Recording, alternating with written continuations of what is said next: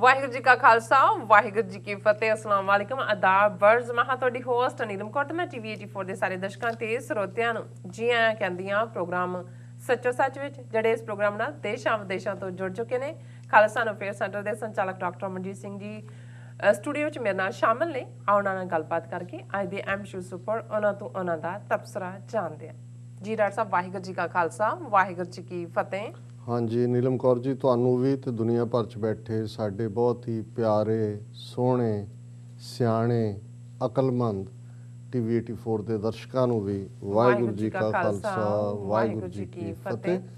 अस्सलाम वालेकुम जी डॉक्टर साहब जी आयां नूं प्रोग्राम सच्चो सच विच बहुत शुक्रिया जी। डॉक्टर साहब अज 13 अप्रैल 2021 30 चेत नानकशाही संमत 553 ਦਾ ਦਿਨ ਹੈ ਤੇ ਡਾਕਟਰ ਸਾਹਿਬ ਪ੍ਰੋਗਰਾਮ ਸ਼ੁਰੂ ਕਰਨ ਤੋਂ ਪਹਿਲਾਂ ਅਸੀਂ ਦਰਸ਼ਕਾਂ ਤੇ ਸਰੋਤਿਆਂ ਨੂੰ ਹਮੇਸ਼ਾ ਤਰ੍ਹਾਂ ਦੱਸੀ ਵਿਊਅਰਸ ਆ ਜੇ ਤੁਸੀਂ ਹੱਕ ਸੱਚ ਇਨਸਾਫ ਤੇ ਪੈਰਾ ਦਿੰਦਾ ਇੱਕੋ ਇੱਕ ਚੈਨਲ ਟੀਵੀ 84 ਨੂੰ ਦੇਖਣਾ ਚਾਹੁੰਦੇ ਹੋ ਤਾਂ ਤੁਸੀਂ ਦੇਖ ਸਕਦੇ ਹੋ ਸਪੈਕਟਰਮ ਕੇਬਲ ਆਰਸੀਐਨ ਕੇਬਲ ਬੈਲਫਾਬ cable Canada roku Jadoo box Oshawa Facebook TV 84 ਦੀ ਐਪ ਰਾਹੀਂ online streaming and IP box ਤੇ ਤੁਸੀਂ ਟੀਵੀ 84 ਨੂੰ ਦੇਖ ਸਕਦੇ ਹੋ।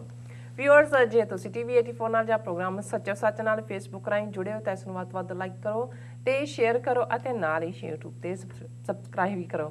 ਇਹ ਵੀ ਦੱਸ ਦਿਓ ਕਿ ਤੁਸੀਂ ਟੀਵੀ 84 ਦੀ ਐਪ ਨੂੰ ਐਂਡਰੋਇਡ ਐਂਡ ਐਪ ਸਟੋਰ ਤੇ ਡਾਊਨਲੋਡ ਕਰਕੇ ਜੋ ਟੀਵੀ 84 ਦੀ ਲਾਈਵ ਸਟ੍ਰੀਮ ਹੈ ਉਸ ਨੂੰ ਤੁਸੀਂ 24 ਆਵਰਸ ਦੇਖ ਸਕਦੇ ਹੋ। ਵਿਊਅਰਸ ਪਹਿਲੇ ਸੈਗਮੈਂਟ ਦੇ ਵਿੱਚ ਆਪਾਂ ਗੱਲਬਾਤ ਕਰਨ ਜਾ ਰਹੇ ਹਾਂ ਕਿ ਸਮੁੱਚੇ ਸਿੱਖ ਜਗਤ ਵੱਲੋਂ ਖਾਲਸਾ ਸਾਜਨਾ ਦਿਵਸ ਯਾਨੀ ਕਿ ਵਿਸਾਖੀ ਦਾ ਦਿਨ ਜਿਹੜਾ ਦੁਨੀਆ ਭਰ ਦੇ ਵਿੱਚ ਬੜੀ ਸ਼ਰਧਾ ਅਤੇ ਸ਼ਾਨੋ ਸ਼ੌਕਤ ਨਾਲ ਮਨਾਉਣ ਦਾ ਜਿਹੜਾ ਸਿਲਸਿਲਾ ਹੈ ਉਹ ਸ਼ੁਰੂ ਹੋ ਚੁੱਕਾ ਹੈ। ਸੋ ਮੂਲ ਨਾਨਕਸ਼ਾਹੀ ਕੈਲੰਡਰ ਅਨੁਸਾਰ ਪਹਿਲੀ ਵਿਸਾਖ 14 ਅਪ੍ਰੈਲ ਨੂੰ ਹੈ। ਸੋ ਕੋਵਿਡ ਦੇ ਚਲਦਿਆਂ ਵਿਊਅਰਸ ਇਸ ਵਾਰ ਵੱਡੀਆਂ ਜਿਹੜੀ ਪਰੇਡਸ ਨੇ ਔਰ ਨਗਰ ਕੀਰਤਨ ਨਹੀਂ ਨਿਕਲ ਰਹੇ ਪਰ ਇਸ ਦਿਨ ਲਈ ਜਿਹੜਾ ਉਤਸ਼ਾਹ ਹੈ ਉਹ ਬਰਾਬਰ ਜਾਰੀ ਹੈ। ਔਰ ਇਸੇ ਤਰ੍ਹਾਂ ਮੁਸਲਮਾਨ ਭੈਣ ਭਰਾਵਾਂ ਲਈ ਮੁਬਾਰਕ ਰਮਜ਼ਾਨ ਦਾ ਜਿਹੜਾ ਮਹੀਨਾ ਹੈ ਉਹ ਸ਼ੁਰੂ ਹੋ ਗਿਆ ਹੈ। ਇਸਲਾਮਿਕ ਜਗਤ ਵੱਲੋਂ ਰਵਾਇਤੀ ਅੰਦਾਜ਼ ਵਿੱਚ ਇਸ ਮਹੀਨੇ ਨੂੰ ਰੋਜ਼ੇ ਰੱਖ ਕੇ ਅਤੇ ਇਬਾਦਤ ਕਰਕੇ ਯਾਦ ਕੀਤਾ ਜਾਂਦਾ ਹੈ। ਸੋ ਦੋਨਾਂ ਕੌਮਾਂ ਲਈ ਇਹ ਮੁਬਾਰਕ ਮੌਕੇ ਹਨ ਵਿਊਅਰਸ। ਪਰ ਜੇ ਅਮਲੀ ਤੌਰ ਤੇ ਦੇਖੀਏ ਤਾਂ ਸਾਡੀਆਂ ਜਿਹੜੀਆਂ ਜ਼ਿੰਦਗੀਆਂ ਵਿੱਚੋਂ ਸੱਚਾਈ ਇਮਾਨਦਾਰੀ ਅਤੇ ਜਿਹੜੀ ਪਾਕੀਜ਼ਗੀ ਹੈ ਉਹ ਘਟਦੀ ਜਾ ਰਹੀ ਹੈ। ਸੋ ਭਾਵੇਂ ਅਸੀਂ ਮਜ਼ਹਬੀ ਦਿਨਾਂ ਨੂੰ ਬੜੇ ਉਤਸ਼ਾਹ ਨਾਲ ਮਨਾਉਂਦੇ ਹਾਂ ਸੋ ਇਸ ਬਾਰੇ ਆਪਾਂ ਵੇਰਵੇ ਨਾਲ ਵਿਚਾਰ ਚਰਚਾ ਕਰਨ ਜਾ ਰਹੇ ਹਾਂ। ਸੋ ਅਸੀਂ ਚਾਹਾਂਗੇ ਕਿ ਤੁਸੀਂ ਨਾਲ ਇਸੇ ਤਰ੍ਹਾਂ ਹੀ ਬਣੇ ਰਹਿਣਾ। ਦੇਖਣ ਸੁਣੀ ਤੁਹਾਡਾ ਸਭ ਦਾ ਬਹੁਤ ਬਹੁਤ ਸ਼ੁਕਰੀਆ। ਜੀ ਡਾਕਟਰ ਸਾਹਿਬ ਕੀ ਵਿਚਾਰਾਂ ਨੇ? ਦੇਖੋ ਸਭ ਤੋਂ ਪਹਿਲਾਂ ਤਾਂ ਅਸੀਂ ਬੇਸ਼ੱਕ ਖਾਲਸਾ ਸਾਜਨਾ ਦਿਵਸ ਦਾ ਜਿਹੜਾ ਸਾਡਾ ਦਿਨ 14 ਅਪ੍ਰੈਲ ਪਹਿਲੀ ਵਿਸਾਖ ਹੈ ਜੀ ਪਰ ਕਿਉਂਕਿ ਬਹੁਤ ਸਾਰੀਆਂ ਥਾਵਾਂ ਤੇ 13 ਅਪ੍ਰੈਲ ਨਾਲ ਜੁੜਿਆ ਹੋਇਆ ਦਿਨ ਜਿਹੜਾ ਉਹ ਵੀ ਸੈਲੀਬ੍ਰੇਟ ਹੋ ਰਿਹਾ ਸੋ ਅਸੀਂ ਸਮੁੱਚੀ ਸਿੱਖ ਕੌਮ ਨੂੰ ਇਹ ਸਾਰੇ ਹੀ ਦਿਨ ਜਿਹੜੇ ਨੇ ਹਾਲਾਂਕਿ ਜਦੋਂ ਅਸੀਂ ਅੱਜ ਗੱਲਬਾਤ ਕਰ ਰਹੇ ਹਾਂ ਸਾਊਥ ਏਸ਼ੀਆ ਦੇ ਹੋਰਾਈਜ਼ਨ ਤੇ 14 ਅਪ੍ਰੈਲ ਦਾ ਸੂਰਜ ਚੜ੍ਹ ਚੁੱਕਾ ਹੈ ਅਸੀਂ ਸਮੁੱਚੀ ਸਿੱਖ ਕੌਮ ਨੂੰ ਇਸ ਦਿਨ ਦੀ ਮੁਬਾਰਕਬਾਦ ਦਿੰਦੇ ਹਾਂ। ਔਰ ਇਸੇ ਤਰ੍ਹਾਂ ਸਾਡੇ ਬਹੁਤ ਸਾਰੇ ਭੈਣ ਭਰਾ ਜਿਹੜੇ ਇਸਲਾਮ ਵਿੱਚ ਯਕੀਨ ਰੱਖਦੇ ਨੇ ਔਰ ਉਹਨਾਂ ਦੇ ਜਿਹੜੇ 5 ਫਰਜ਼ ਨੇ ਜਿਹੜੇ ਆਇਤ ਹੁੰਦੇ ਉਹਨਾਂ ਦੇ ਵਿੱਚ ਜ਼ਾਹਰ ਹੈ ਕਿ ਰੋਜ਼ਾ ਰੱਖਣਾ ਜਾਂ ਰੋਜ਼ੇ ਰੱਖਣਾ ਇੱਕ ਉਸ ਦਾ ਹਿੱਸਾ ਹੈ। ਔਰ ਇਹ ਰੋਜ਼ਿਆਂ ਵਾਲਾ ਮਹੀਨਾ ਰਮਜ਼ਾਨ ਦਾ ਮਹੀਨਾ ਰਮਾਦਾਨ ਵੀ ਇਸ ਨੂੰ ਕਹਿੰਦੇ ਨੇ ਉਸ ਦੀ ਵੀ ਸ਼ੁਰੂਆਤ ਹੋ ਚੁੱਕੀ ਹੈ ਔਰ ਇਹ ਇੱਕ ਮੁਬਾਰਕ ਮਹੀਨਾ ਹੈ। ਇਸ ਨੂੰ ਜਿਹੜਾ ਅਸੀਂ ਆਪਣੇ ਸਾਰੇ ਮੁਸਲਮਾਨ ਭੈਣਾਂ ਭਰਾਵਾਂ ਨੂੰ ਇਸ ਮਹੀਨੇ ਦੇ ਉੱਤੇ ਮੁਬਾਰਕ ਮਹੀਨੇ ਤੇ ਮੁਬਾਰਕਬਾਦ ਦਿੰਦੇ। ਕੱਲ ਅਸੀਂ ਪ੍ਰੋਗਰਾਮ ਨਹੀਂ ਕੀਤਾ ਅਸੀਂ ਜਿਵੇਂ ਦੱਸਿਆ ਸੀ ਫਰਾਈਡੇ ਦੇ ਪ੍ਰੋਗਰਾਮ 'ਚ ਵੀ ਕਿ ਕਿਵੇਂ ਸਾਡੇ ਬਹੁਤ ਹੀ ਪਿਆਰੇ ਬਜ਼ੁਰਗ ਲਗਭਗ 97 ਸਾਲ ਦੀ ਉਮਰ 'ਚ ਸਰਦਾਰ ਜਰਨੈਲ ਸਿੰਘ ਜੀ ਚੱਠਾ ਉਹ ਸਾਨੂੰ ਅਲਵਿਦਾ ਕਹਿ ਗਏ ਸਨ। ਸੋ ਉਹਨਾਂ ਦੀ ਕ੍ਰੀਮੇਸ਼ਨ ਔਰ ਅੰਤਮ ਅਰਦਾਸ ਜਿਹੜੀ ਹੈ ਉਹ ਵਰਜੀਨੀਆ ਗੁਰਦੁਆਰਾ ਸਿੰਘ ਸਭਾ ਸਾਹਿਬ ਵਿਖੇ ਸੀ ਔਰ ਉਸ ਸ਼ਮੂਲੀਅਤ ਲਈ ਸਾਡੀ ਟੀਵੀ 84 ਦੀ ਟੀਮ ਵੀ ਔਰ ਅਮਰੀਕਾ ਭਰ 'ਚੋਂ ਜਿਹੜੇ ਪੰਥ ਨੂੰ ਪਿਆਰ ਕਰਨ ਵਾਲੇ ਐਕਟਿਵਿਸਟ ਨੇ ਉਹ ਵੀ ਪਹੁੰਚੇ ਹੋਏ ਸਨ। ਦੋਨੋਂ ਹੀ ਮੌਕਿਆਂ ਦੇ ਉੱਤੇ ਇੱਕ ਸਿੱਖੀ ਚੜ੍ਹਦੀ ਕਲਾ ਵਾਲਾ ਮਾਹੌਲ ਦੇਖਣ ਨੂੰ ਮਿਲਿਆ ਔਰ ਕਿਉਂਕਿ ਅਸੀਂ ਜਿੱਥੇ ਚੱਠਾ ਪਰਿਵਾਰ ਦੀ ਕੰਟਰੀਬਿਊਸ਼ਨ ਨੂੰ ਰੈਕਗਨਾਈਜ਼ ਕਰਦੇ ਹਾਂ ਉੱਥੇ ਇਹ ਬਜ਼ੁਰਗ ਜਿਹੜੇ ਲਗਭਗ ਜੇ ਅਸੀਂ 20 ਸਾਲ ਦੀ ਜਨਰੇਸ਼ਨ ਕਹੀਏ ਤੇ ਲਗਭਗ 4 ਜਨਰੇਸ਼ਨਾਂ ਤੋਂ ਜ਼ਿਆਦਾ ਦੀ ਉਹ ਨੁਮਾਇੰਦਗੀ ਕਰਦੇ ਸਨ ਔਰ ਸਾਡੇ ਬਹੁਤ ਪਿਆਰੇ ਵੀ ਖਾਲਿਸਤਾਨ ਦੇ ਹਮਾਇਤੀ ਵੀ। ਔਰ ਜਿੱਥੇ ਅਸੀਂ ਉੱਥੇ ਆਪਣੀ ਟ੍ਰਿਬਿਊਟ ਦੇ ਦੌਰਾਨ ਵੀ ਇਸ ਫੈਕਟ ਨੂੰ ਮੈਂਸ਼ਨ ਕੀਤਾ ਹੈ, ਉੱਥੇ ਜਿਹੜਾ ਲਗਭਗ ਪੌਣੇ 2 ਘੰਟੇ ਦਾ ਪ੍ਰੋਗਰਾਮ ਮੌਕੇ 'ਤੇ ਰਿਕਾਰਡ ਕੀਤਾ ਗਿਆ ਸੀ। ਅਸੀਂ ਸਮਝਦੇ ਸੀ ਕਿ ਉਹਨਾਂ ਦੀ ਸ਼ਖਸੀਅਤ ਨੂੰ ਦੇਖਦੇ ਹਾਂ ਸੱਚੋ ਸੱਚ ਦਾ ਇਹ ਸਾਡਾ ਜਿਹੜਾ ਟਾਈਮ ਸਲੋਟ ਹੈ, ਜਿਹਦੇ 'ਚ ਬਹੁਤ ਵੱਡੀ ਗਿਣਤੀ 'ਚ ਵਿਊਅਰਸ ਹੁੰਦੇ ਨੇ, ਜਿਵੇਂ ਤੁਸੀਂ ਸਾਰੇ ਚੈਨਲ ਵੀ ਦੱਸਦੇ ਹੋ, ਕਿੱਥੇ ਕਿੱਥੇ ਮੀਡੀਆ ਗੈਜਟਸ ਚੱਲਦਾ, ਉੱਥੇ ਅਸੀਂ ਇਹ ਮਹਿਸੂਸ ਕੀਤਾ ਕਿ ਭਾਈ ਇਹ ਮੈਸੇਜ ਵੀ ਹੈ ਕਿ ਭਾਈ ਅਸੀਂ ਬਜ਼ੁਰਗਾਂ ਨੂੰ ਉਹਨਾਂ ਦੀ ਯਾਦ ਨੂੰ ਸੈਲੀਬ੍ਰੇਟ ਵੀ ਕਰ ਰਹੇ ਹਾਂ। ਪਰ ਇਹ ਸਾਡੇ ਲਈ ਜਦੋਂ 97 ਸਾਲ ਦੇ ਬਜ਼ੁਰਗ ਸਾਡੇ ਸਿਰ ਦੇ ਉੱਤੇ ਹੱਥ ਰੱਖ ਕੇ ਕਹਿੰਦੇ ਨੇ ਕਿ ਭਾਈ ਇਹ ਰਸਤਾ ਠੀਕ ਹੈ, ਬਿਨਾਂ ਘਰ ਬਣਾਇਆ, ਘਰ ਛੋਟਾ ਹੋਏਗਾ, ਉਸ ਨੂੰ ਅਸੀਂ ਜਿਹੜਾ ਸੰਭਾਲ ਲਵਾਂਗੇ, ਉਸ ਨੂੰ ਸਵਾਰ ਲਵਾਂਗੇ, ਔਰ ਖਾਲਿਸਤਾਨ ਤੋਂ ਬਿਨਾਂ ਜਿਹੜਾ ਸਿੱਖ ਕੌਮ ਦੇ ਕੋਲ ਕੋਈ ਆਪਸ਼ਨ ਨਹੀਂ ਹੈ।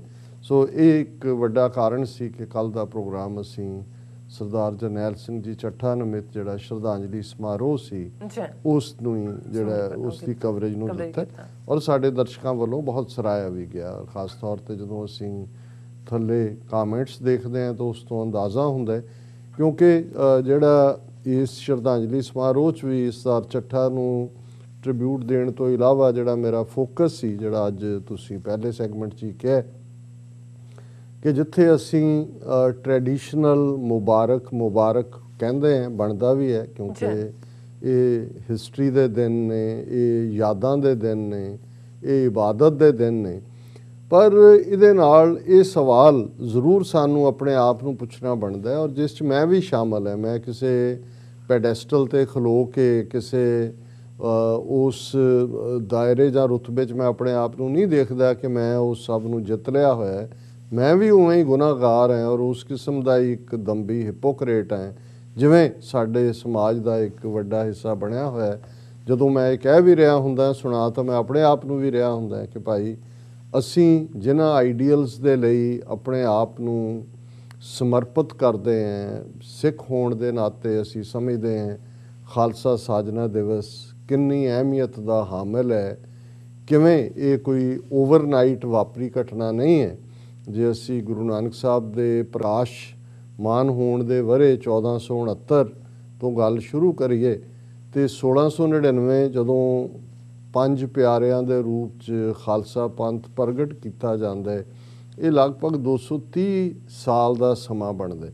ਸੋ ਇਹਨਾਂ 230 ਸਾਲਾਂ 'ਚ ਧਰਤੀ ਦੇ ਉਸ ਖਿੱਤੇ 'ਚ 10 ਜਾਮਿਆਂ 'ਚ ਗੁਰੂ ਨਾਨਕ ਜੋਤ ਦੇ ਉਸ ਇਨਸਾਨ ਨੂੰ ਘੜਿਆ ਗਿਆ ਜਿਹੜਾ ਰੱਬ ਨਾਲ ਜੁੜਿਆ ਹੋਇਆ ਸੀ, ਜਿਹੜਾ ਬੁੱਤ ਪ੍ਰਸਤ ਨਹੀਂ ਸੀ, ਜਿਹੜਾ ਕੁਦਰਤ ਦੇ ਨਾਲ ਹਮਾਂਗੀ ਰੱਖਦਾ ਸੀ, ਬਲਿਹਾਰੀ ਕੁਦਰਤ ਵਸਿਆ, ਹਾਂ, ਜਿਹੜਾ ਜ਼ੁਲਮ ਨੂੰ ਦੇਖ ਕੇ ਚੁੱਪ ਕਰਕੇ ਇਹਨੂੰ ਰੱਬ ਦੀ ਰਜ਼ਾ ਸਮਝ ਕੇ ਮੰਨਣ ਵਾਲਾ ਨਹੀਂ ਸੀ, ਉਹ ਗੁਰੂ ਨਾਨਕ ਸਾਹਿਬ ਦੇ ਇਹਨਾਂ ਉਪਦੇਸ਼ਾਂ 'ਤੇ ਅਮਲ ਕਰਦਾ ਸੀ।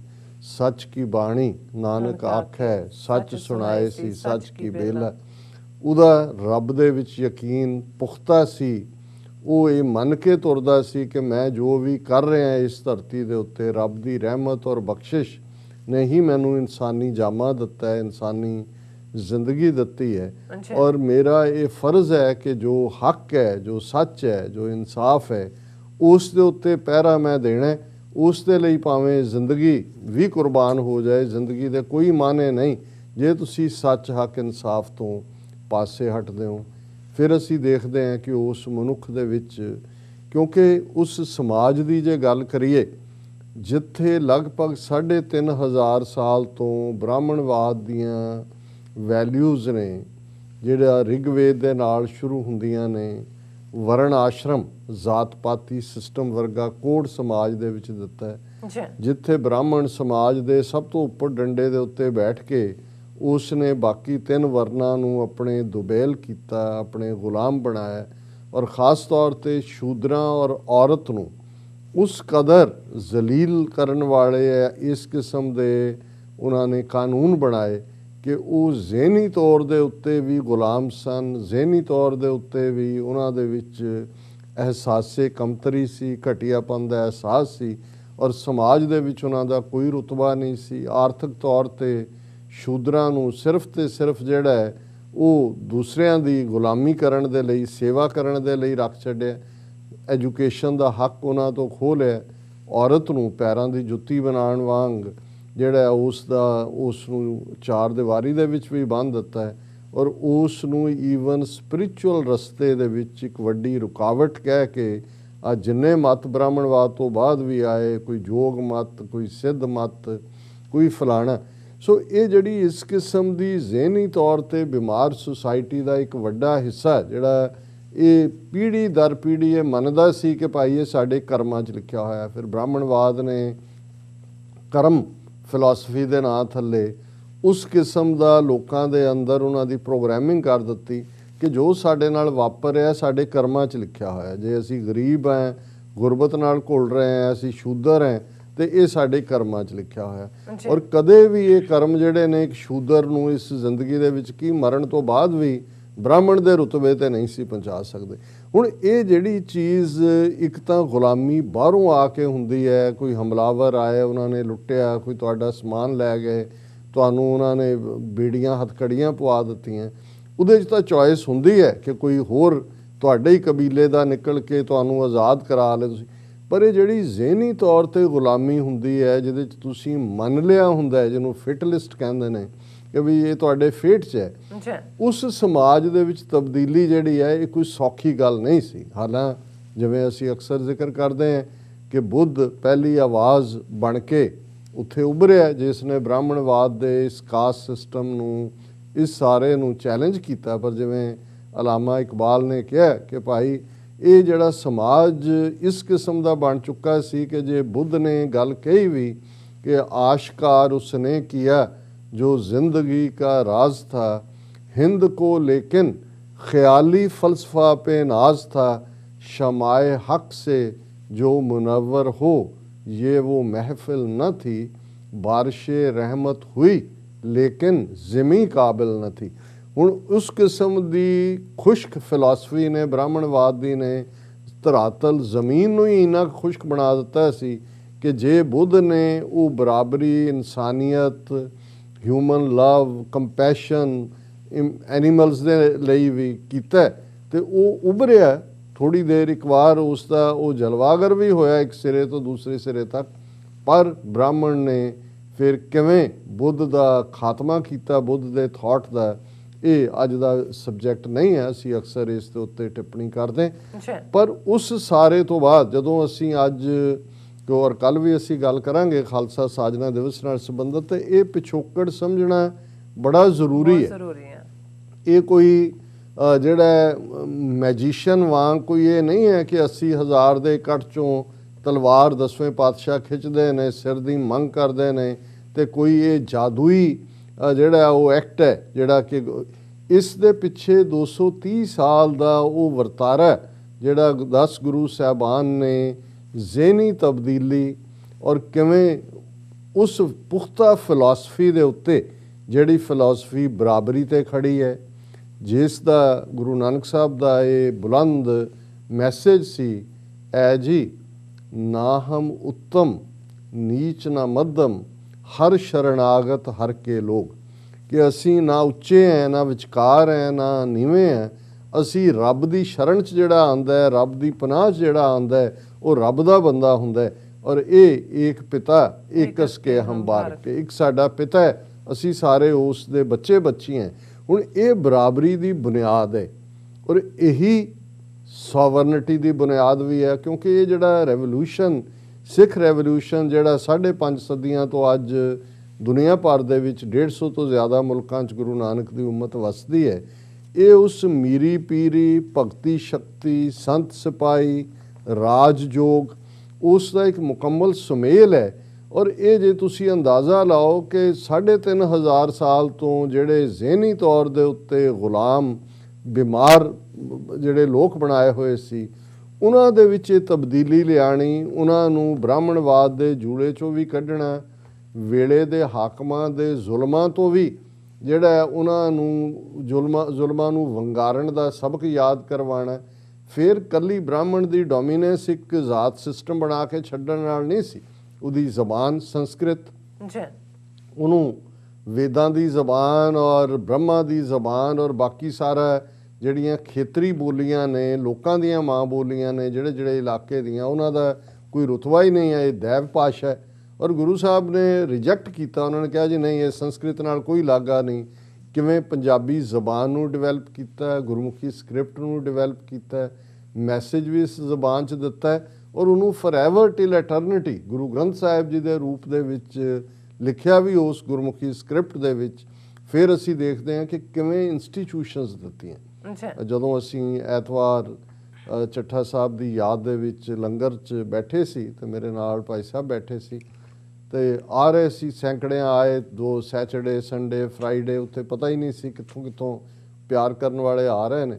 ਤੇ ਮੇਰੇ ਨਾਲ ਬੈਠੇ ਭਾਈ ਸਾਹਿਬ ਨੂੰ ਮੈਂ ਕਿਹਾ ਵੀ ਇਹ ਜਿਹੜੀਆਂ ਇੰਸਟੀਟਿਊਸ਼ਨਸ ਗੁਰੂ ਨੇ ਸਾਨੂੰ ਦਿੱਤੀਆਂ ਵੀ 13-14 ਹਜ਼ਾਰ ਮੀਲ ਦੂਰ ਅਸੀਂ ਉਸ ਆਪਣੀ ਪੰਜਾਬ ਦੀ ਧਰਤੀ ਤੋਂ ਆ ਕੇ, ਉੱਥੋਂ ਹੀ ਨਹੀਂ ਦੁਨੀਆ 'ਚ ਜਿੱਥੇ ਵੀ ਕਿਤੇ ਬੈਠੇ ਹੈ, ਇਹ ਸੰਗਤ ਵੀ, ਇਹ ਪੰਗਤ ਵੀ, ਲੰਗਰ ਵੀ ਔਰ ਅਟੁੱਟ ਜਿਹੜੀਆਂ ਗੁਰੂ ਦੀਆਂ ਬਖਸ਼ਿਆਂ ਨੇ, ਇਹ ਉਹ ਇੰਸਟੀਟਿਊਸ਼ਨਸ ਨੇ ਜਿਨ੍ਹਾਂ ਦੇ ਉੱਤੇ ਗੁਰੂ ਸਾਹਿਬ ਨੇ ਇਸ ਸਿੱਖੀ ਦੇ ਮਹਿਲ ਨੂੰ ਖੜਾ ਕੀਤਾ ਹੈ।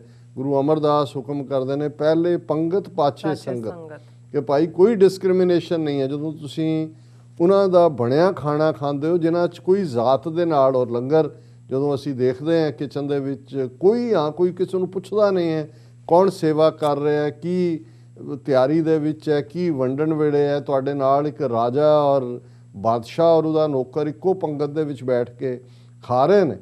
ਇਹੀ ਤਬਦੀਲੀ ਸੀ ਜਿਹੜੀ ਕਿ ਜ਼ਹਿਨ, ਫਿਰ ਇਹੀ ਨਹੀਂ ਹੈ ਸਰੋਵਰਾਂ ਦੀ ਬਣਤਰ ਇਸ ਦੇ ਨਾਲ ਵੀ ਜੁੜਿਆ ਹੋਇਆ। ਹੁਣ ਬ੍ਰਾਹਮਣ ਜਿਹੜਾ ਸ਼ੂਦਰ ਔਰ ਅਛੂਤ ਬਣਾਇਆ ਹੋਇਆ, ਜਦੋਂ ਉਹਦੇ ਪਰਛਾਵੇਂ ਨਾਲ ਵੀ ਭਿੱਟਦਾ ਸੀ ਤੇ ਉਹ ਜਾ ਕੇ ਨਹਾਉਂਦਾ ਸੀ ਕਿ ਪਾਣੀ ਪਿਓਰ। ਉਹਨਾਂ ਨੇ ਕਿਹਾ ਜੀ ਸਰੋਵਰ 'ਚ ਸਾਰੇ ਇਕੱਠੇ ਇਸ਼ਨਾਨ ਕਰਦੇ ਨੇ।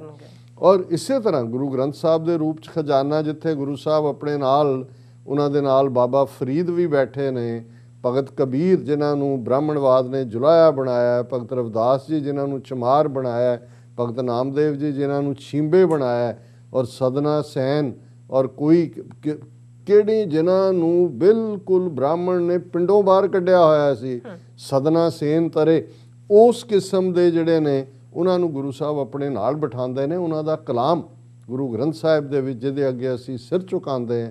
ਫਿਰ ਜੇ ਗੁਰੂ ਅਰਜਨ ਸਾਹਿਬ ਦੀ ਸ਼ਹਾਦਤ ਹੁੰਦੀ ਹੈ ਤੇ ਦਿੱਲੀ ਤਖਤ ਤੋਂ 2 ਫੁੱਟ ਉੱਚਾ ਅਕਾਲ ਤਖਤ ਵੀ ਬਣਦਾ ਹੈ, ਮੀਰੀ ਪੀਰੀ ਦੀਆਂ 2 ਤਲਵਾਰਾਂ ਵੀ ਨੇ, ਔਰ ਫਿਰ ਵੰਗਾਰ ਵੀ ਹੈ। 4 ਜੰਗਾਂ 6ਵੇਂ ਪਾਤਸ਼ਾਹ ਜਿਹੜੇ ਨੇ ਉਹ ਲੜਦੇ ਨੇ, ਜਿੱਤਦੇ ਨੇ, ਔਰ 10ਵੇਂ ਪਾਤਸ਼ਾਹ ਤੱਕ ਪਹੁੰਚਦੇ ਆ। ਜਦੋਂ ਅਸੀਂ ਖਾਲਸਾ ਸਾਜਨਾ ਦਿਵਸ ਦੀ ਗੱਲ ਕਰ ਰਹੇ ਹਾਂ, ਫਿਰ ਇਹ ਰੈਵੋਲੂਸ਼ਨ ਦੇ ਮੁਕੰਮਲ ਹੋਣ ਦੀ ਸਟੈਂਪ ਹੈ।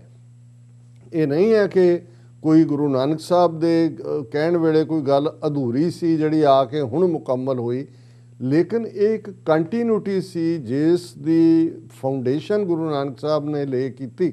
ਔਰ ਇਹੀ ਗੱਲ ਜਦੋਂ 10ਵੇਂ ਪਾਤਸ਼ਾਹ ਨੇ ਖਾਲਸਾ ਪੰਥ 5 ਪਿਆਰਿਆਂ ਦੇ ਰੂਪ, 5 ਕਕਾਰੀ ਰੂਪ ਦੇ ਵਿੱਚ ਸਾਜਿਆ ਔਰ ਖਾਲਸੇ ਦੀ ਮਹਿਮਾ ਕੀਤੀ, ਤਾਂ ਗੁਰੂ ਸਾਹਿਬ ਨੇ ਖਾਲਸਾ ਮੇਰੋ ਸਤਿਗੁਰ ਪੂਰਾ, ਖਾਲਸਾ ਮੇਰੋ ਸੱਜਣ ਸੂਰਾ, ਖਾਲਸਾ ਮੇਰੀ ਜਾਨ ਕੀ ਜਾਨ, ਖਾਲਸਾ ਮੇਰੋ ਪ੍ਰਾਣ ਕੋ ਪ੍ਰਾਣ, ਖਾਲਸਾ ਮੇਰੋ ਮੈਂ ਖਾਲਸੇ ਕਾ ਓਤ ਪੋਤ ਸਾਗਰ ਬੁੰਦੇਰੋ। ਪਰ ਇੱਕ ਗੱਲ ਯਾਦ ਦਹਾਨੀ ਕਰਾਈ ਕਿ ਯਾ ਮੈਂ ਰੰਚ ਨਾ ਮਿਥਿਆ ਭਾਖੀ, ਪਾਰ ਬ੍ਰਹਮ ਗੁਰੂ ਨਾਨਕ ਸਾਖੀ, ਕਿ ਜੋ ਮੈਂ ਕਹਿ ਰਿਹਾ ਇਹਦੇ 'ਚ ਰੱਤੀ ਭਰ ਵੀ ਝੂਠ ਨਹੀਂ ਹੈ। ਪਾਰ ਬ੍ਰਹਮ ਰੱਬ ਔਰ ਗੁਰੂ ਨਾਨਕ ਇਸ ਗੱਲ ਦੀ ਐਵੀਡੈਂਸ ਨੇ। ਸੋ ਜ਼ਾਹਰ ਹੈ ਕਿ 10ਵੇਂ ਪਾਤਸ਼ਾਹ ਨੇ ਜਿਸ ਰੈਵੋਲੂਸ਼ਨ ਨੂੰ ਮੁਕੰਮਲ 5 ਪਿਆਰਿਆਂ ਦੇ ਖਾਲਸਾ ਰੂਪ ਦੇ ਵਿੱਚ ਦਿੱਤਾ ਹੈ, ਉਸ ਦੀਆਂ ਫਾਊਂਡੇਸ਼ਨ ਬਾਬਾ ਗੁਰੂ ਨਾਨਕ ਸਾਹਿਬ ਨੇ ਲੇ ਕੀਤੀਆਂ। ਔਰ ਅੰਮ੍ਰਿਤ ਛਕਾਉਣ ਦੀ ਪ੍ਰੋਸੈਸ, 5 ਪਿਆਰਿਆਂ ਨੂੰ ਜਿਹੜਾ ਅੰਮ੍ਰਿਤ ਦੀ ਦਾਤ ਦੇਣ ਤੋਂ ਪਹਿਲਾਂ ਜਿਹੜੇ ਡਾਇਰੈਕਟਿਵ ਨੇ ਕਿ ਅੱਜ ਤੋਂ ਤੁਹਾਡੀ ਕੁੱਲ ਨਾਸ, ਕਰਮ ਨਾਸ, ਕਿਰਤ ਨਾਸ, ਵਰਣ ਨਾਸ, ਭਰਮ ਨਾਸ, ਤੁਸੀਂ ਖਾਲਸਾ ਹੋ। ਤੁਹਾਡਾ ਪਿਛੋਕੜ ਕੀ ਸੀ, ਕੋਈ ਜ਼ਾਤ ਪਾਤ, ਕੋਈ ਹੋਰ ਹਾਇਰ ਸਟੇਟਸ ਕੁਛ ਨਹੀਂ ਹੈ। ਤੁਸੀਂ ਭਾਈ ਭਾਈ ਹੋ, ਭਰਾ ਭਰਾ ਹੋ। ਔਰ ਉਸ ਜਿਹੜਾ ਸਰਬਲੋਹ ਦੇ ਬਾਟੇ 'ਚ ਅੰਮ੍ਰਿਤ ਤਿਆਰ ਕਰਨਾ, ਉਸੇ ਬਾਟੇ 'ਚ ਅੰਮ੍ਰਿਤ ਛਕਣਾ। ਔਰ ਇਕੱਲਾ ਇਹੀ ਨਹੀਂ ਕਿ ਉਹ ਜਿਨ੍ਹਾਂ ਨੂੰ ਕਦੇ ਸ਼ੂਦਰ ਕਹਿ ਕੇ ਬ੍ਰਾਹਮਣ ਨੇ ਬਾਹਰ ਕੱਢ ਦਿੱਤਾ ਹੋਇਆ ਸੀ ਪਿੰਡਾਂ 'ਚੋਂ ਵੀ, ਗੁਰੂ ਨੇ ਆਪਣੇ ਗਲ ਨਾਲ ਲਾ ਕੇ ਜਿੱਥੇ ਰੰਗਰੇਟੇ ਗੁਰੂ ਕੇ ਬੇਟੇ ਬਣਾਇਆ ਸੀ, ਉੱਥੇ ਨਾਲ ਇਹ ਵੀ ਫਰਮਾਇਆ ਕਿ ਜਿਨ ਕੀ ਜ਼ਾਤ ਵਰਣ ਕੁਲ ਮਾਹੇ ਸਰਦਾਰੀ ਨਾ ਭਈ ਕਦਾਹੇ ਤਿਨ ਹੀ को सरदार बनाऊं तबे गोबिंद सिंह नाम कहूं इन गरीब सिखन को देऊं पातशाही ये याद करें हमरी गुरियाई। ਹੁਣ ਇਹ ਇੱਕ ਛੋਟੀ ਗੱਲ ਨਹੀਂ ਸੀ, ਔਰ ਔਰਤ ਜਿਸ ਨੂੰ ਬ੍ਰਾਹਮਣ ਨੇ ਸ਼ੂਦਰ ਦੇ ਬਰਾਬਰ ਦਰਜਾ ਦਿੱਤਾ ਸੀ, ਗੁਰੂ ਨੇ ਉਹਨਾਂ ਨੂੰ ਸ਼ਹਿਜ਼ਾਦੀਆਂ ਬਣਾਇਆ, ਕੌਰ ਸ਼ਹਿਜ਼ਾਦੀ। ਉਹਨਾਂ ਨੂੰ ਵੀ ਅੰਮ੍ਰਿਤ ਦਿੱਤਾ, 5 ਕਕਾਰ, ਸੌਡ, ਕਿਰਪਾਨ, ਔਰ ਜਿਹਦੇ ਕੋਲ ਸੌਡ ਹੈ ਉਹ ਅਬਲਾ ਨਹੀਂ ਹੈ। ਅਬਲਾ ਦਾ ਮਤਲਬ ਸੀ ਬਲਹੀਨ, ਇੱਥੇ ਉਹ ਤਾਕਤ ਬਖਸ਼ੀ। ਹੁਣ ਇਹ ਇੱਕ ਜਿਹੜਾ ਇਤਿਹਾਸ ਦਾ ਮੁਕੰਮਲ ਚੈਪਟਰ ਜਿਹੜਾ 230 ਵਰੇ ਲੱਗਦੇ ਨੇ, ਔਰ ਫਿਰ ਜੇ ਅਸੀਂ 1699 ਤੋਂ ਹੁਣ ਤੱਕ ਦੀ ਗੱਲ ਕਰੀਏ ਤਾਂ ਲਗਭਗ 322 ਸਾਲ ਅਸੀਂ ਇਸ ਸਫ਼ਰ ਨੂੰ ਤੈਅ ਕੀਤਾ। ਇਹਦੇ 'ਚ ਕੋਈ ਸ਼ੱਕ ਨਹੀਂ ਹੈ, ਖਾਲਸਾ ਆਪਣੇ ਆਪ ਦੇ ਵਿੱਚ ਇੱਕ ਮੁਕੰਮਲ ਰੈਵੋਲੂਸ਼ਨ ਜੋ ਗੁਰੂ ਨੇ ਇਸ ਧਰਤੀ ਦੇ ਉੱਤੇ ਲਿਆਂਦਾ। ਖਾਲਸਾ ਅਕਾਲ ਪੁਰਖ ਕੀ ਫੌਜ, ਪ੍ਰਗਟਿਓ ਖਾਲਸਾ ਪਰਮਾਤਮ ਕੀ ਮੌਜ। 4 ਪਾਵਰਫੁਲ ਪਾਤਸ਼ਾਹੀਆਂ ਨੂੰ ਦਿੱਲੀ ਤਖਤ ਦੇ ਉੱਤੇ ਬੈਠਿਆਂ ਨੂੰ, ਸਾਮਰਾਜਾਂ ਨੂੰ ਖਾਲਸੇ ਨੇ ਟੱਕਰ ਦਿੱਤੀ, ਅੱਜ ਵੀ ਦੇ ਰਿਹਾ। ਔਰ ਇਹੀ ਨਹੀਂ ਹੈ ਕਿ ਜੇ ਅਸੀਂ ਇਸ ਦਾ ਇੱਕ ਪਾਰਟ ਜੰਗ ਦਾ ਮੈਦਾਨ ਹੈ, ਜ਼ੁਲਮ ਨੂੰ ਵੰਗਾਰਨਾ ਹੈ, ਇਨਸਾਨੀਅਤ ਦੀ ਸੇਵਾ। ਬੇਸ਼ੱਕ ਇਸ ਮੌਕੇ ਦੇ ਉੱਤੇ ਬਹੁਤ ਸਾਰਿਆਂ ਦੇ ਮੈਸੇजेस, ਬ੍ਰਿਟਿਸ਼ ਮੈਂਬਰ ਪਾਰਲੀਮੈਂਟ, ਉਹਨਾਂ ਦੇ ਪ੍ਰਾਈਮ ਮਿਨਿਸਟਰ, ਕੈਨੇਡਾ, US ਕਾਂਗਰੈਸ਼ਨਲ ਸਿੱਖ ਕਾਕਸ, ਪਰ ਅੱਜ ਜਿਹੜਾ ਮੈਂ ਸ਼ੇਅਰ ਕਰਨ ਦੇ ਲਈ ਚੁਣਿਆ ਕਿਉਂਕਿ ਹਰ ਇੱਕ ਦੇ ਆਪੋ ਆਪਣੇ ਅੰਦਾਜ਼ ਨੇ, ਆਸਟ੍ਰੇਲੀਆ, ਕਿਉਂਕਿ ਅਸੀਂ ਸਾਡੇ ਆਸਟ੍ਰੇਲੀਆ 'ਚ ਵੀਰ ਭੈਣਾਂ ਜੁੜੇ ਵੀ ਹੋਏ ਨੇ ਸਾਡੇ ਪ੍ਰੋਗਰਾਮ ਨਾਲ, ਉਹਨਾਂ ਦੇ ਕੁਝ ਚੈਨਲਸ 'ਤੇ ਟੈਲੀਕਾਸਟ ਵੀ ਹੁੰਦਾ ਅਤੇ ਅਸੀਂ ਬਹੁਤ ਵਾਰ ਆਸਟ੍ਰੇਲੀਆ ਦੀਆਂ ਖਬਰਾਂ ਨੂੰ, ਜਿੱਥੇ ਕਿ ਹੁਣ ਬੜੀ ਵਾਈਬਰੈਂਟ ਸਿੱਖ ਕਮਿਊਨਿਟੀ ਹੈ, ਅਸੀਂ ਕਦੇ ਬਹੁਤੀ ਅਹਿਮੀਅਤ ਨਹੀਂ ਦੇ ਪਾਏ। ਔਰ ਉਹਨਾਂ ਦੇ prime minister mister Scott Morrison, ਉਹਨਾਂ ਨੇ ਮੈਸੇਜ ਖਾਸ ਤੌਰ 'ਤੇ ਦਿੱਤਾ। ਮੈਂ ਉੱਪਰਲਾ ਤਾਂ ਕਸਟਮਰੀ ਹੁੰਦਾ ਹੈ ਕਿ ਵੀ ਵਿਸਾਖੀ ਔਰ ਇਹ ਸਭ ਦੀ ਮੁਬਾਰਕ, ਪਰ 2 ਗੱਲਾਂ ਜਿਹੜੀਆਂ ਉਹਨਾਂ ਨੇ ਸਿੱਖ ਕਰੈਕਟਰ ਦੇ ਹਵਾਲੇ ਨਾਲ ਕਹੀਆਂ, ਕਿਉਂਕਿ ਕੋਵਿਡ-19 ਨਾਲ ਰਿਲੇਟਡ ਤਾਂ ਹਰ ਇੱਕ ਨੂੰ ਪਤਾ ਹੈ ਕਿ ਕਿਵੇਂ ਦੁਨੀਆ ਭਰ ਦੇ ਵਿੱਚ ਲੰਗਰ ਔਰ ਦੂਸਰਾ, ਲੇਕਿਨ ਉਸ ਤੋਂ ਪਹਿਲਾਂ ਬੁਸ਼ ਫਾਇਰ, ਜਿਹਨੂੰ ਬਲੈਕ ਸਮਰ ਆਸਟ੍ਰੇਲੀਆ ਦਾ ਕਹਿੰਦੇ ਨੇ, ਜਿੱਥੇ ਕਿ ਬਹੁਤ ਹਜ਼ਾਰਾਂ ਏਕੜ ਜ਼ਮੀਨ ਦੇ ਵਿੱਚ ਔਰ ਉਹਦੇ 'ਚ ਕਿੰਨਾ ਨੁਕਸਾਨ, ਮਰੇ ਵੀ ਲੋਕ ਔਰ ਦੂਜੇ ਵੀ, ਉਹਦੇ 'ਚ ਵੀ ਸਭ ਤੋਂ ਪਹਿਲਾਂ ਸਿੱਖ ਅੱਗੇ ਆ ਕੇ ਉਹਨਾਂ ਨੇ ਹੌਟ ਮੀਲ ਸਰਵ ਕੀਤੇ। ਔਰ ਇਹਨੂੰ ਆਸਟ੍ਰੇਲੀਆ ਦੇ ਪ੍ਰਾਈਮ ਮਿਨਿਸਟਰ ਰੈਕਗਨਾਈਜ਼ ਕਰਦੇ ਨੇ ਕਿ ਬਈ ਇਹ ਜਿਹੜਾ ਉਹਨਾਂ ਨੇ ਇਹ ਕਿਹਾ, ਮੈਂ ਵਿਚਾਲਿਓਂ ਚੁਣ ਰਿਹਾ, ਉਹਨਾਂ ਨੇ ਕਿਹਾ during our black summer of bush fires Sikh volunteers dropped everything and began cooking hot meals for bushfire affected communities in Victoria। ਇਹ ਉਹਨਾਂ ਦੇ ਵਿਕਟੋਰੀਆ ਪ੍ਰੋਵਿੰਸ ਵਾਪਰਿਆ ਕਿ ਸਿੱਖਸ ਨੇ ਸਭ ਕੁਝ ਛੱਡ ਕੇ ਜਿਹੜੇ ਵਿਕਟਮ ਸੀ ਉਹਨਾਂ ਦੇ ਲਈ ਉਹਨਾਂ ਨੇ ਫੂਡ ਪ੍ਰੋਵਾਈਡ ਕਰਨਾ ਸ਼ੁਰੂ ਕੀਤਾ। ਲਾਈਕਵਾਈਜ਼ when the pandemic hit, Sikh groups right across the nation leapt to the task of preparing and delivering food and groceries to international students, the elderly and the isolated। ਕਿ ਇਸੇ ਤਰ੍ਹਾਂ ਜਿਉਂ ਹੀ ਇਹ pandemic ਕੋਵਿਡ-19 ਦਾ ਆਇਆ, ਸਿੱਖ ਗਰੁੱਪਾਂ ਨੇ 4 ਚਫੇਰੇ ਫੂਡ, ਗਰੋਸਰੀਜ਼ ਇੰਟਰਨੈਸ਼ਨਲ ਸਟੂਡੈਂਟਸ ਨੂੰ, ਬਜ਼ੁਰਗਾਂ ਨੂੰ ਔਰ ਜਿਹੜੇ ਦੂਰ ਦੁਰਾਡੇ ਇਕੱਲੇ ਕਰ ਰਹੇ ਸੀ ਉਹਨਾਂ ਨੂੰ ਦਿੱਤੇ। These acts of extraordinary generosity and selflessness speak powerfully to the Sikh spirit of service। ਕਿ ਇਹ ਜਿਹੜੇ ਐਕਟ ਨੇ ਦੱਸਦੇ ਨੇ ਕਿ ਸਿੱਖਾਂ ਦੀ ਜਿਹੜੀ ਸੇਵਾ ਦੀ ਸਪਿਰਿਟ ਉਹ ਕੀ ਹੈ। ਇਹ deep humanity that is characteristic of your ongoing contributions to Australia, this special place we call home। ਕਿ ਇਹ ਜਿਹੜੇ ਤੁਹਾਡੇ ਮਜ਼ਹਬ ਦੇ, ਸਿੱਖੀ ਸਪਿਰਿਟ ਦੇ ਵਿੱਚ ਜਿਹੜੇ ਉਕਰੇ ਹੋਏ ਗੁਣ ਨੇ, ਇਹ ਆਸਟ੍ਰੇਲੀਆ ਨੂੰ ਤੁਸੀਂ ਬਹੁਤ ਵੱਡੀ ਕੰਟਰੀਬਿਊਸ਼ਨ ਦਿੱਤੀ ਹੈ। The example you set reflects the best of us। ਕਿ ਜੋ ਆਸਟ੍ਰੇਲੀਆ ਦਾ ਜੇ ਕੁਛ ਬੈਸਟ ਹੈ ਤੇ ਜਿਹੜੀ ਐਗਜ਼ਾਮਪਲ ਤੁਸੀਂ ਸੈੱਟ ਕੀਤੀ ਹੈ, ਔਰ ਉਹਨਾਂ ਨੇ ਸਿੱਖ ਕੌਮ ਨੂੰ ਮੁਬਾਰਕਬਾਦ ਦਿੱਤੀ ਹੈ। ਸੋ ਮੈਂ ਇਹਦੇ 'ਤੇ ਇਹੀ ਕਹਿਣਾ ਚਾਹੁੰਦਾ ਕਿ ਇਹ ਸਾਡੇ ਗੁਣ ਨੇ ਜਿਨ੍ਹਾਂ ਨੂੰ ਦੂਸਰੇ ਵੀ ਰੈਕਗਨਾਈਜ਼ ਕਰਦੇ ਨੇ। ਪਰ ਜਦੋਂ ਜਿਹੜਾ ਤੁਸੀਂ ਸ਼ੁਰੂ ਦੇ ਵਿੱਚ ਕਿਹਾ ਕਿ ਵੀ ਅਸੀਂ ਬਹੁਤ ਸਾਰੀਆਂ ਸੈਲੀਬ੍ਰੇਸ਼ਨਸ ਇਸ ਵੇਲੇ ਅਰਾਊਂਡ ਦਾ ਗਲੋਬ ਹੋ ਰਹੀਆਂ ਨੇ, ਹੋਣਗੀਆਂ ਵੀ, ਹਰ ਸਾਲ ਹੁੰਦੀਆਂ ਨੇ। ਅਸੀਂ ਰਮਜ਼ਾਨ ਦੇ ਹਵਾਲੇ ਨਾਲ ਵੀ ਇਹ ਗੱਲ ਕਰ ਰਹੇ ਹਾਂ ਕਿਉਂਕਿ ਇਹ ਦੋਨੋਂ ਹੀ ਇਸ ਵਾਰ ਕੋਇਨਸੀਡੈਂਸ ਹੈ ਕਿ ਖਾਲਸਾ ਸਾਜਨਾ ਦਿਵਸ ਔਰ ਰਮਜ਼ਾਨ ਦੀ ਸ਼ੁਰੂਆਤ ਆਲਮੋਸਟ ਇੱਕੋ ਵੇਲੇ। ਸੋ ਅਸੀਂ ਦੋਨੋਂ ਹੀ ਈਮਾਨ ਵਾਲੀਆਂ ਕੌਮਾਂ ਨੂੰ ਹੀ ਐਡਰੈਸ ਕਰ ਰਹੇ। ਇੱਕ ਗੱਲ ਜਿਹੜੀ ਦੇਖਣ ਵਾਲੀ ਹੈ, ਹਾਲਾਂ ਜਦੋਂ ਤੁਸੀਂ 13 ਅਪ੍ਰੈਲ ਦੇ ਹਵਾਲੇ ਨਾਲ ਦੇਖਦੇ ਹੋ, 13 ਅਪ੍ਰੈਲ 1919 ਦੀ ਜਲਿਆਂਵਾਲੇ ਬਾਗ ਦੀ ਵਿਸਾਖੀ ਜਿਹਨੇ ਜਿਹੜੀ ਇੱਕ ਚੇਂਜ ਵੱਡੀ ਲਿਆਂਦੀ, ਕਿਵੇਂ ਬ੍ਰਿਟਿਸ਼ ਸਾਮਰਾਜ ਜਿਹੜਾ ਉਸ ਦੀ ਟਿਰਨੀ, ਜ਼ੁਲਮ ਦਾ ਦੌਰ ਐਕਸਪੋਜ਼ ਹੋਣਾ ਸ਼ੁਰੂ ਹੋਇਆ ਔਰ ਉਹਦੇ 'ਚ ਕਿਵੇਂ ਉਹ ਤਬਦੀਲੀ ਆਈ ਔਰ ਅਣਖ ਔਰ ਗੈਰਤ ਦੇ ਪ੍ਰਤੀਕ ਸ਼ਹੀਦ ਊਧਮ ਸਿੰਘ ਨੇ 21 ਸਾਲ ਬਾਅਦ ਜਾ ਕੇ, ਜਿਹਦੇ ਹੁਕਮਾਂ ਥੱਲੇ ਸਰ ਮਾਈਕਲ ਆਡਵਾਇਰ ਪੰਜਾਬ ਦੇ ਗਵਰਨਰ ਦੇ ਜਲਿਆਂਵਾਲਾ ਬਾਗ ਦਾ ਕਾਰਾ ਵਾਪਰਿਆ ਸੀ, ਉਸ ਨੂੰ ਸਜ਼ਾ ਯਾਫਤਾ ਕੀਤਾ। ਫਿਰ ਸਾਡੀਆਂ ਕਰੰਟ ਯਾਦਾਂ ਦੇ ਵਿੱਚ 13 ਅਪ੍ਰੈਲ 1978 ਦੀ ਖੂਨੀ ਵਿਸਾਖੀ ਹੈ, ਜਦੋਂ ਕਿ 13 ਸਿੰਘਾਂ ਨੂੰ ਸ਼ਹੀਦ ਭਾਈ ਫੌਜਾ ਸਿੰਘ ਦੀ ਕਮਾਂਡ ਥੱਲੇ ਜਿਹੜੇ ਪੀਸਫੁਲ ਪ੍ਰੋਟੈਸਟ ਕਰ ਰਹੇ ਸੀ ਨਰਕਧਾਰੀਆਂ ਦੇ ਗੁਰੂਡਮ ਦੇ ਖਿਲਾਫ, ਕਿਵੇਂ ਵੇਲੇ ਦੀ ਹਕੂਮਤ ਦੀ ਸ਼ਹਿ ਦੇ ਉੱਤੇ ਔਰ ਉਹਨਾਂ ਨੇ ਕਿਵੇਂ 13 ਸਿੰਘਾਂ ਨੂੰ ਸ਼ਹੀਦ ਕੀਤਾ, 80 ਤੋਂ ਜ਼ਿਆਦਾ ਨੂੰ ਜ਼ਖਮੀ ਕੀਤਾ ਔਰ ਕਿਵੇਂ ਜਿਹੜਾ ਉਹ ਉਹਨਾਂ ਦੀ ਅਦਾਲਤ ਨੇ ਉਹਨਾਂ ਸਾਰਿਆਂ ਨੂੰ ਬਰੀ ਕੀਤਾ। ਲੇਕਿਨ ਬਾਅਦ ਦੇ ਵਿੱਚ ਖਾਲਸੇ ਨੇ ਕਿਵੇਂ ਫਿਰ ਦੋਸ਼ੀਆਂ ਨੂੰ ਸਜ਼ਾ ਯਾਫਤਾ ਵੀ ਕੀਤਾ। ਸੋ ਬਹੁਤ ਕੁਝ ਇਸ ਦਿਨ ਨਾਲ ਜੁੜਿਆ ਹੋਇਆ ਹੈ ਔਰ ਇਹ ਕਿਉਂਕਿ ਮੂਲ ਜਦੋਂ ਬੇਸ਼ੱਕ ਵਿਸਾਖ ਦਾ ਮਹੀਨਾ, ਪਹਿਲੀ ਵਿਸਾਖ ਤਾਂ ਸਦੀਆਂ ਤੋਂ ਗੁਰੂ ਨਾਨਕ ਸਾਹਿਬ ਤੋਂ ਪਹਿਲਾਂ ਵੀ ਜਾਂ 10ਵੇਂ ਪਾਤਸ਼ਾਹ ਤੋਂ ਪਹਿਲਾਂ ਵੀ ਜਿਹੜੇ 12 ਮਹੀਨੇ ਨੇ ਉਹਨਾਂ ਦੇ ਵਿੱਚ ਵਿਸਾਖ ਸੀ।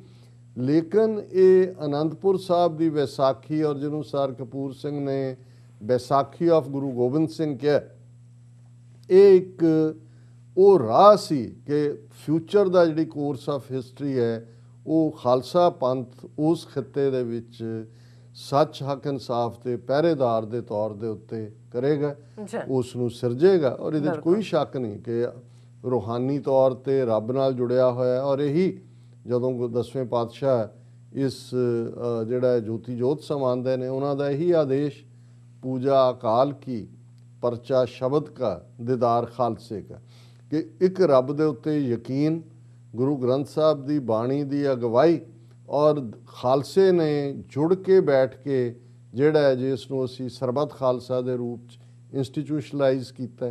ਔਰ ਅੱਜ ਵੀ ਪੰਥ ਦੇ ਫੈਸਲੇ ਸਾਡੇ ਜਿਹੜੇ ਨੇ ਉਹ ਸਰਬੱਤ ਖਾਲਸਾ ਦੇ ਨਾਲ ਜੁੜੇ ਹੋਏ ਫੈਸਲੇ ਨੇ। ਲੇਕਿਨ ਇਸ ਸਾਰੇ ਸਭ ਦੇ ਹੁੰਦਿਆਂ ਵੀ, ਬਿਊਟੀਫੁਲ ਕੁਆਲਿਟੀਜ਼ ਦੇ ਹੁੰਦਿਆਂ ਵੀ, ਗੁਰਦੁਆਰਾ ਸਾਹਿਬਾਨ ਦੁਨੀਆ ਭਰ 'ਚ ਅਸੀਂ ਬਣਾਏ ਹੋਏ ਨੇ।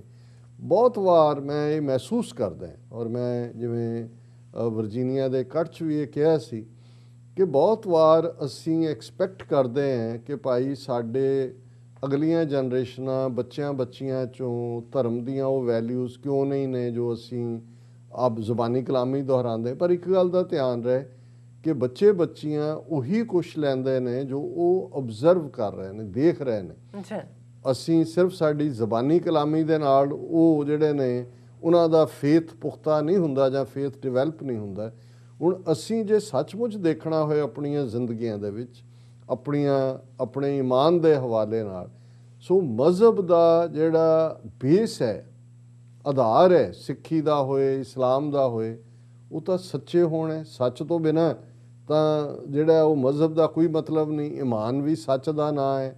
ਫਿਰ ਹੱਕ ਹਲਾਲ ਦੀ ਕਮਾਈ ਜਿਹਨੂੰ ਅਸੀਂ ਕਹਿੰਦੇ ਹਾਂ, ਰਿਜ਼ਕੇ ਹਲਾਲ।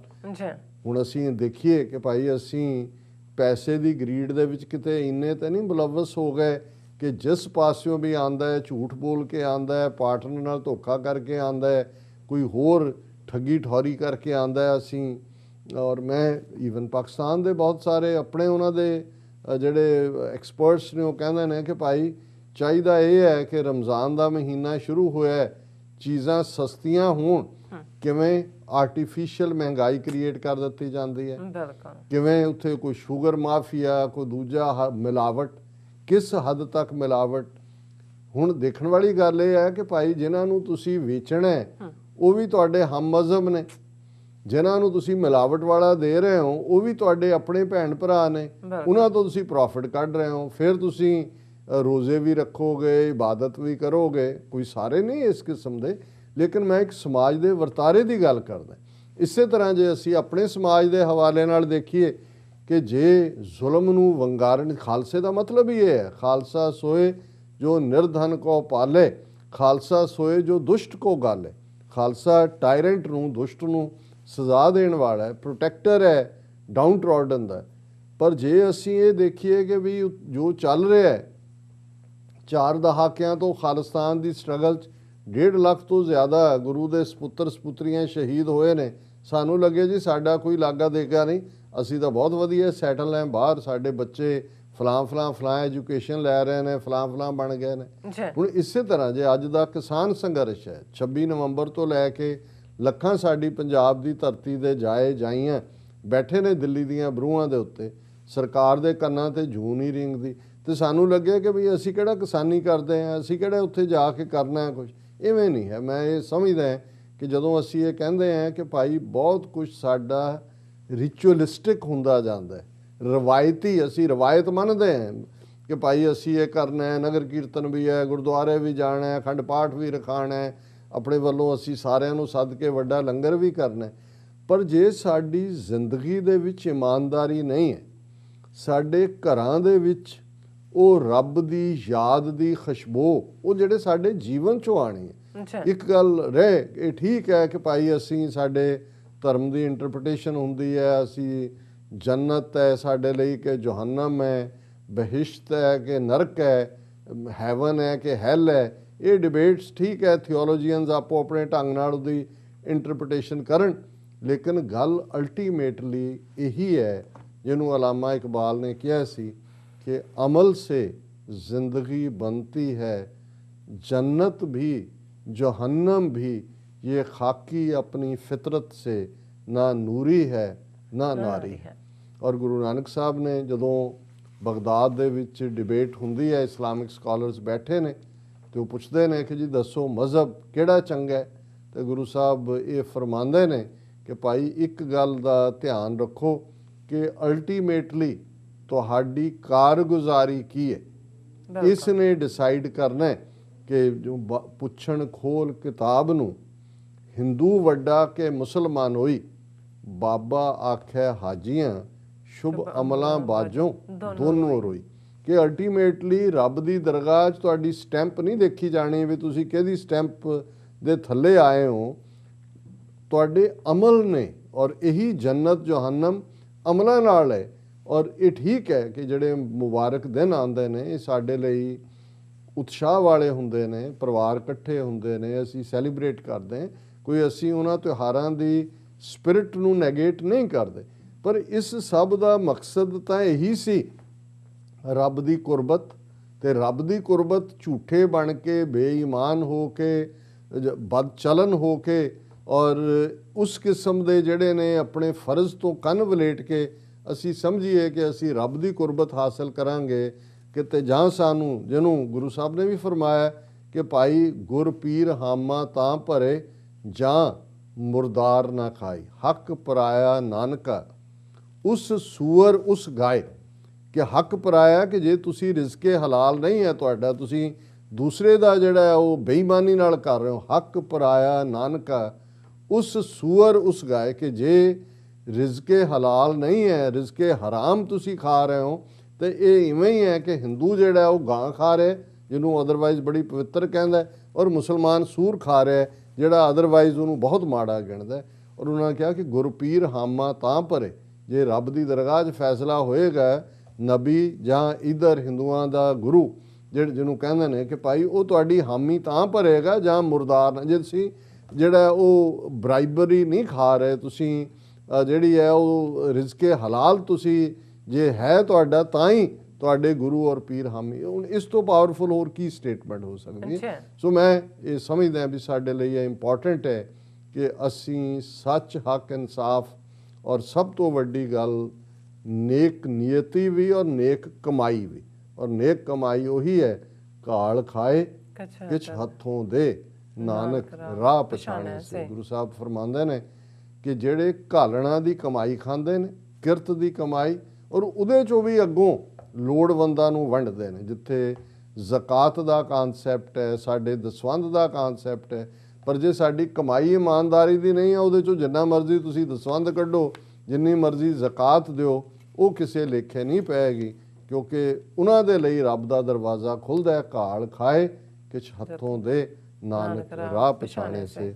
ਇਹ ਕਹਿਣ ਤੋਂ ਬਾਅਦ ਵੀ ਅਸੀਂ ਸਭ ਨੂੰ ਮੁਬਾਰਕਬਾਦ ਦਿੰਦੇ ਹਾਂ ਜੀ। ਡਾਕਟਰ ਸਾਹਿਬ ਤੁਹਾਡਾ ਬਹੁਤ ਬਹੁਤ ਸ਼ੁਕਰੀਆ। ਸੌਥਾ ਲੈਣਾ ਬ੍ਰੇਕ ਤੋਂ ਪਹਿਲਾਂ ਅਸੀਂ ਆਪਣੇ ਦਰਸ਼ਕਾਂ ਤੇ ਸਰੋਤਿਆਂ ਨੂੰ ਅਪੀਲ ਤੇ ਬੇਨਤੀ ਕਰਦੇ ਵਿਊਅਰਸ ਆ, ਜਿਸ ਤਰ੍ਹਾਂ ਕਿ ਤੁਸੀਂ ਜਾਣਦੇ ਹੋ ਕਿ TV 84 ਇੱਕ ਪੰਥਕ ਚੈਨਲ ਹੈ ਔਰ TV 84 ਦੀ ਚੜ੍ਹਦੀ ਕਲਾ ਲਈ ਵੱਧ ਤੋਂ ਵੱਧ ਡੋਨੇਟ ਕਰੋ। ਡੋਨੇਟ ਕਰਨ ਲਈ ਸਾਡੀ ਵੈਬਸਾਈਟ TV84.tv ਤੇ ਜਾ ਕੇ ਪੇਪਲ ਦੀ ਵਰਤੋਂ ਕਰਕੇ ਵਨ ਟਾਈਮ ਡੋਨੇਟ ਕਰ ਸਕਦੇ ਹੋ, ਮੰਥਲੀ ਡੋਨੇਟ ਵੀ ਕਰ ਸਕਦੇ ਹੋ। ਤੁਸੀਂ TV 84 ਦੇ ਨਾਮ ਤੇ ਚੈੱਕ ਬਣਾ ਕੇ ਸਾਨੂੰ ਮੇਲ ਵੀ ਕਰ ਸਕਦੇ ਹੋ ਸਾਡੇ ਇਸ ਪਤੇ ਤੇ 36-0137 ਲੌਂਗਲੈਂਡ ਸਿਟੀ, ਨਿਊਯਾਰਕ 11101 USA, ਜਾਂ ਫਿਰ ਤੁਸੀਂ ਸਾਨੂੰ ਫੋਨ ਰਾਹੀਂ ਵੀ ਸੰਪਰਕ ਕਰ ਸਕਦੇ ਹੋ ਸਾਡੇ ਫੋਨ ਨੰਬਰ ਤੇ 5166191984। ਤੁਸੀਂ ਸਾਨੂੰ ਈਮੇਲ ਵੀ ਕਰ ਸਕਦੇ ਹੋ support@tv84.tv ਤੇ। ਅਸੀਂ ਤੁਹਾਡੇ ਤਹਿ ਦਿਲ ਤੋਂ ਸ਼ੁਕਰਗੁਜ਼ਾਰ ਹੋਵਾਂਗੇ। ਸੋ ਇੱਥੇ ਲੈਣੇ ਬ੍ਰੇਕ। ਵਿਊਅਰਸ ਤੁਸੀਂ ਸਾਡੇ ਨਾਲ ਇਸੇ ਤਰ੍ਹਾਂ ਹੀ ਬਣੇ ਰਹਿਣਾ। ਮਿਲਦੇ ਹਾਂ ਆਫਟਰ ਦਿਸ ਸ਼ਾਰਟ ਬ੍ਰੇਕ।